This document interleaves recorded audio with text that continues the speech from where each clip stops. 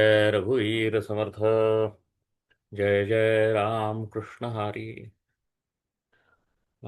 एक अतिशय दुर्मिळ असा योग आलाय, म्हणजे उद्या एकादशी आहे. आणि आज आपण हे चिंतन करतोय तुकारामांचं. उद्याची एकादशीचं नाव मोक्षदा एकादशी अशी अशी आहे. आणि उद्याच गीता जयंती पण आहे. आणि संतांचा सगळा संदेश आहे हा गीतेचाच बहुजन समाजाला सांगितलेला त्यांच्या भाषेतला अर्थ आहे. आणि नेहमीसारखंच अभंग जे आहेत ना, ते पंढरीच्या संबंधातले आहेत. असे पंढरीचे अभंग आहेत. तर आपण ते बघूया. आणि नामदेवांचा अभंग आपण शेवटी ऐकूया. अं, धरिता ये पंढरीची वाट, नाही संकट मुक्तीचे. आता हे तुकारामांचे आणि नामदेवांच्या रचनेत फरक असतो. नामदेव कधीच असं तुम्हाला म्हणणार नाही पंढरीला जाणं म्हणजेच मुक्ती, असं सोपं सांगून रिकामं होतील. तर तुकाराम मात्र तसं नाही. तुकाराम म्हणतात, धरिता ये पंढरीची वाट, नाही संकट मुक्तीचे. म्हणजे मुक्तीचं संकट जे एरवी जाणवू शकतं तुम्हाला, पंढरीला गेल्यानंतर मुक्तीचं संकट नाही. मुक्तीचं वेगळं संकट काही घ्यायचं नाही. पंढरीला फक्त जायचं. आणि मुक्त मी कसा होणार, मग मी माझ्या इच्छांचा त्याग कसा करणार, मी माझ्या देहात काही काही करायचं नाही, नाम घ्यायचं आणि पंढरीला जायचं, मग मुक्तीचं संकट तुमचं संपलं असं ते सांग. धरिता ये पंढरीची वाट, नाही संकट मुक्तीचे. वंदू येती देवपदे, त्या आनंदे उत्साहे. देव सुद्धा तुमच्या पाया पडायला येते. तुम्ही फक्त विठ्ठलाच्या पाया पडा आणि विठ्ठलाला तुम्ही गेलात की तुम्हीच विठ्ठल व्हा. वंदू येती देवपदे, त्या आनंदे उत्साहे. नृत्य छंदे उडती रज, जे सहज चालत. तसं नृत्याच्या आनंदामध्ये धुळीचे सगळे कण उडतील या पंढरपूरचे, त्यात तुम्ही न्हावून निघाल. असा सगळा सेलिब्रेशनचा मूड आहे हा पंढरीला जाणं म्हणजे. तुका म्हणे गरुड टके. गरुड टके म्हणजे ते आमचं जे चिन्ह असतं वारकरी पंथाचं, तर तो गरुड ध्वज समजला जातो. त्याला गरुड टके म्हणतात. तुका म्हणे गरुड टके, वैष्णव निके संभ्रम. संभ्रम म्हणजे हा गोंधळ वगैरे असा काही नेहमीचा अर्थ आहे तो इथं नाही. संभ्रम म्हणजे म्हणजे अं, अशा अतिशय तीव्र इच्छा, आदर, आवड असा जुन्या मराठीतला अर्थ आहे. तर तो आणि मोह असा पण अर्थ आहे. त्या मोहातून मग मोहात पडला म्हणजे संभ्रमात पडला. आणि मग संभ्रमात पडला म्हणजे एकूणच काहीतरी शंकेत पडला, असं म्हणून तो अर्थ आपल्याकडं आलेला आहे. पण तो मूळ संभ्रमचा अर्थ मोह, तीव्र इच्छा असा जुन्या मराठीतला आहे. तर हा तीव्र इच्छा विठ्ठलाची झालेली आहे. आणि अशा तीव्र इच्छा तुम्हाला हो तुम्हाला झालेली आहे. हे तुम्ही हातावर खांद्यावर पताका घेतली आहे आणि पंढरपूरच्या वाटेनं निघालाय. हे लक्षणच तुम्हाला तीव्र इच्छा विठ्ठलाची झाली आहे. आणि तुम्हाला विठ्ठलाची तीव्र इच्छा झाली आहे, पंढरीची वाट धरली आहे. आता तुम्हाला काही कमी पडणारच नाही. आणि मुक्तीचं संकट तुमचं टळलं. आता लक्षात घ्या, मुक्त कसा होणार हा विचार सुद्धा मनात आणू नका. आता फक्त विठ्ठलच मनी धरा आणि ह्या वाटेनं चालत राहा, असा तुकाराम सांगतो. पुढचा अभंग आहे ना, तो याच अर्थाचा आहे. नाम घेता मन निवे. विठ्ठलाचं नाम आहे ना, हे नाम तुम्ही घ्या फक्त, की तुमचं मन निवणार याची तुम्ही खात्री बाळगा. तुम्ही आता वेगळा विचार करू नका, मी मनावर कंट्रोल कसं करू, काहीही करू नका. फक्त नाम घ्या आणि मनापासून नाम घ्या. नाम घेता मन निवे, जिव्हे अमृतची स्त्रवे. तुमच्या जिभेवरून अमृत व्हायला लागेल. तुम्ही तुम्ही फक्त नाम घ्या, की तुमची जीभ अमृत स्त्रवायला लागेल. असं असा असा असा आश्वासन तुकाराम देतात. होता ती बरवे ऐसे शकून लाभाचे. तुम्ही फक्त नाम घ्यायला लागा आणि असे अनेक शुभ शकून तुमच्या हातून घडायला लागतील, तुमच्या वाट्याला येतील. सगळं शकुनांनीच जग भरलेलं आहे असं तुम्हाला वाटायला लागेल. फक्त तुम्ही नाम मनापासून घ्यायला लागा आणि बाकी काही करू नका. मन रंगले रंगले तुझ्या चरणी स्थिरावले. नाम घेतल्याचा मला फायदा असा झाला की माझं सगळं मन आहे ना, ते रंगले रंगले, इकडं तिकडं कुठं न जाता तुझ्या पायाशी ते स्थिरावलं. केलिया विठ्ठले ऐसी कृपा जाणावी. त्याचं नाम घ्या, त्याची कृपा तुमच्यावर होणारच. आणि त्याची कृपा तुमच्यावर झाली ह्याचा पुरावा काय, तर दुसरं काही सुचतच नाही. विठ्ठलच फक्त सुचतो आणि विठ्ठलच फक्त दिसतो. हीच त्याची कृपा. झाले भोजनसे दिसे, चिरा पडोनी ठेला इच्छे. जेवण झाल्यासारखंच असं वाटतं, कारण जेवणाची इच्छाच होत नाही. असंच त्यांनी सांगितलेलं. तुमच्या सगळ्या इच्छाच विठ्ठलाचं नाम घ्यायला लागल्यानंतर इच्छाच कमी होतात आणि विठ्ठल सोडून कशाचीच इच्छा होत नाही आणि विठ्ठल सोडून काही दिसतच नाही. धालियाच्या ऐसे अंगा येती उद्गार. ज्याचं जेवणानं तृप्त झालेला माणूस कसं फक्त ढेकर देतो, तशी तुम्हाला भूकच न लागता नुसती ढेकर यायला लागते. असं असं ते सांगतात. तुमचं तोंडून तृप्तीचे उद्गार निघायला लागतात. तुम्ही फक्त नाम घ्या आणि मनापासून नाम घ्या आणि विठ्ठलाचं नाम घ्या. बाकी काहीही करू नका, असं तुकाराम सांगतात. सुख भेटो आले सुखा. म्हणजे पंढरीचं नाम नाम घेणं म्हणजे काय? आपलं आत्मसुख आहे आणि ब्रह्मसुख आहे, त्या दोन सुखांची तुम्हाला गाठभेट झाल्यासारखंच आहे. तुम्ही नाम घेता तर नामातून विठ्ठलालाच भेटत असता. सुख भेटो आले सुखा, निध सापडला मुखा. ट्रेजर सापडलेला आहे, मोठा ठेवा तुमच्या मुखाला सापडल्यासारखा आहे. तुम्ही फक्त नाम घ्या. तुका म्हणे लेखा, आता नाही आनंद. आनंदाला आता आता माझ्या गणतीच नाही, आनंदाला मापच नाही, असा मोठा आनंद मला झालेला आहे, असं सांगतात. नाम घेऊन झालेला आहे आणि तो तुम्ही पण भोगू शकता. आणखीन एक अभंग बघूया. आणिक ऐसे कोठे सांगा पांडुरंगा सारिखे. पांडुरंगासारखं दैवत दुसरं कुठलं आहे मला सांगा बरं.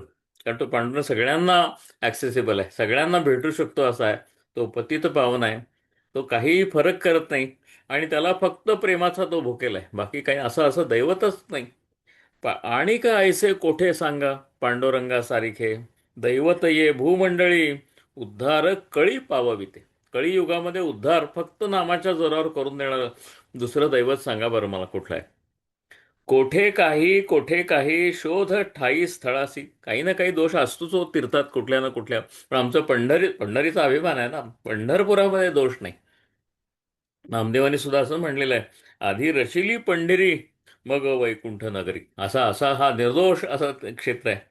अन्यत्रीचे तीर्थी नासे, तीर्थी वसे वज्रलेप. अन्यत्रीचे पाप केलं असेल तर तीर्थात नाहीसं होतं अन्य तीर्थांमध्ये, पण तीर्थाच्याच ठिकाणी पाप केलं तर मात्र वज्रलेपासारखं ते पापच चिकटून बसतं. असं बाकीच्या तीर्थांचं आहे म्हणले. आमच्याकडे असं नाही. पांडुरंगीचे पांडुरंगी पाप अंगी राहे ना, ते म्हणले पापच अंगी राहत नाही, असं हे तीर्थ आहे पंढरपूरचं. ऐसे हरे गिरिजे प्रती गुह्य स्थिती सांगितली. आणि हे गुपित शंकराने पार्वतीला सांगितलेलं आहे आणि हे आम्ही ऐकलेलं आहे. शंकराने पार्वतीला गुपित सांगितलं की पंढरी असं महान स्थळ आहे. तुका म्हणे तीर्थक्षेत्र सर्वत्र हे दैवत. ह्या पंढरपूरला जा आणि सर्वत्र दैवत विठ्ठलच बघायला तुम्ही शिका. असा हा पंढरीचा महिमा आहे. आपण आता असं करूया, आपण आज तुकारामांचं नाही, नामदेवांच्याकडून हा महिमा ऐकूया. हा, तर त्याचं त्याचे शब्द जे आहेत ना ते फार सोपे आहेत. तरी सुद्धा मी तुम्हाला थोडक्यात सांगतो. भिवंडांचं गाणं आहे, पंढरीचा वास चंद्रभागे स्नान. हे नामदेवांचे शब्द आहेत, त्यामुळे कळायलाच अतिशय सोपे आहेत आणि त्यात भिवंडांनी गायलेले आहेत. पंढरीचा वास चंद्रभागे स्नान, आणिक दर्शन विठोबाच.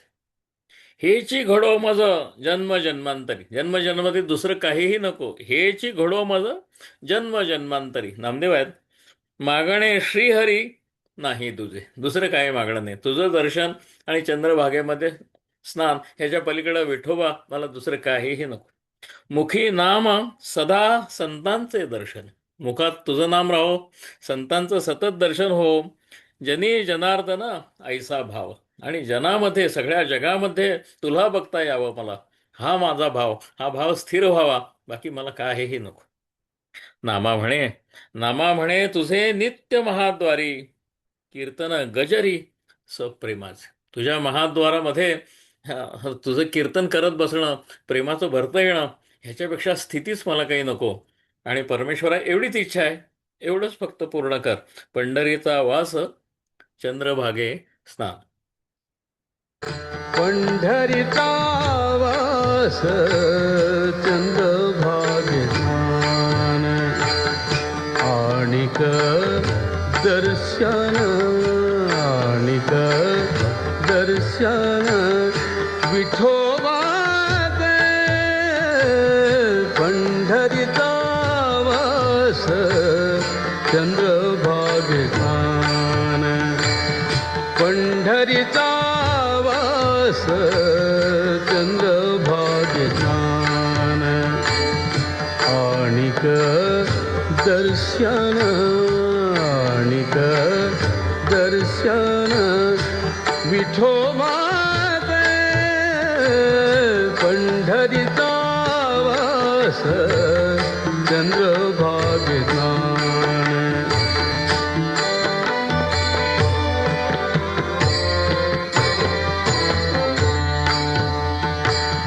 हेची घडो मज जन्म जन्मांतरी हेची घडो मज जन्म जन्मांतरी हेची घडो मज जन्म जन्मांतरी हेची घडो मज जन्म जन्मांतरी हेची घडो मज जन्म जन्मांतरी मागणे श्रीहरी मागणे श्रीहरी नाही तुझे पंढरीचा वास चंद्रभागेचा पंढरीचा वास चंद्रभागेचा आणिक दर्शन आणिक दर्शन विठोबाचे पंढरीचा वास चंद्रभागेचा पंढरीचा वास चंद्रभागेचा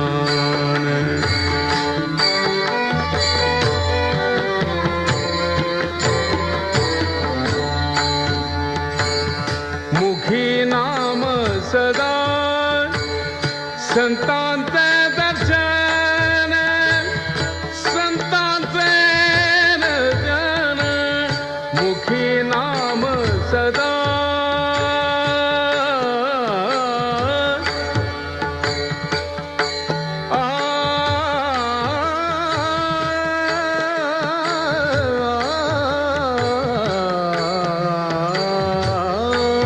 सदा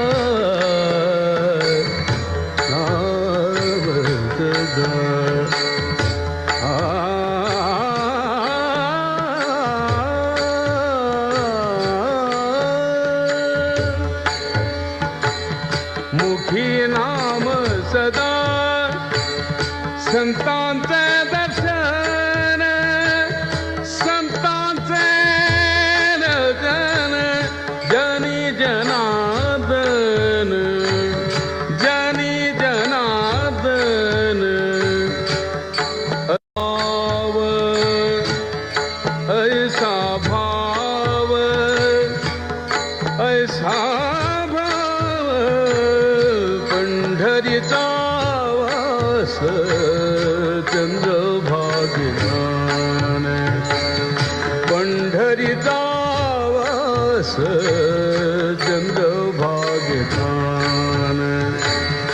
आणिक दर्शन आणिक दर्शन विठोबाचे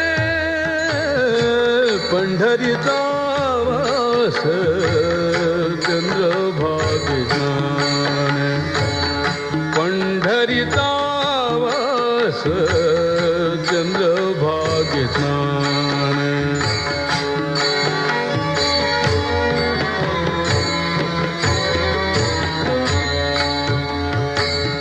नामा म्हणे तुझे नित्य महाद्वारी नामा म्हणे तुझे नित्य महाद्वारी नामा म्हणे तुझे नित्य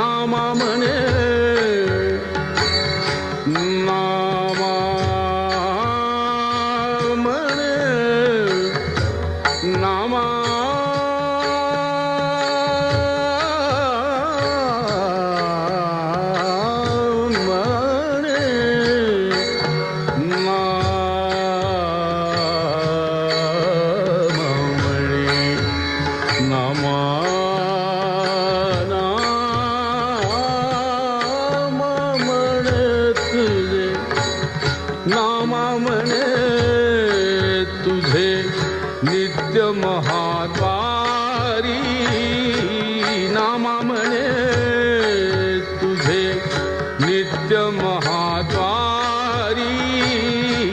नामा म्हणे तुझे नित्य महाद्वारी कीर्तन गजरी कीर्तन गजरी सप्रेमाद पंढरीचा वास चंद्रभागे स्नान पंढरीचा वास चंद्रभागे स्नान आणिक दर्शन आणिक दर्शन विठोबात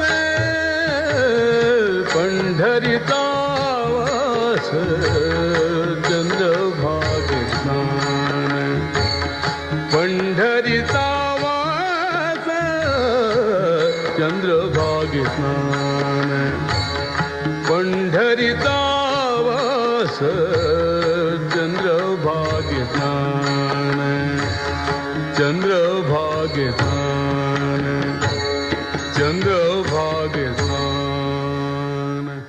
इथे थांबूया आपण. जय जय रघुवीर समर्थ.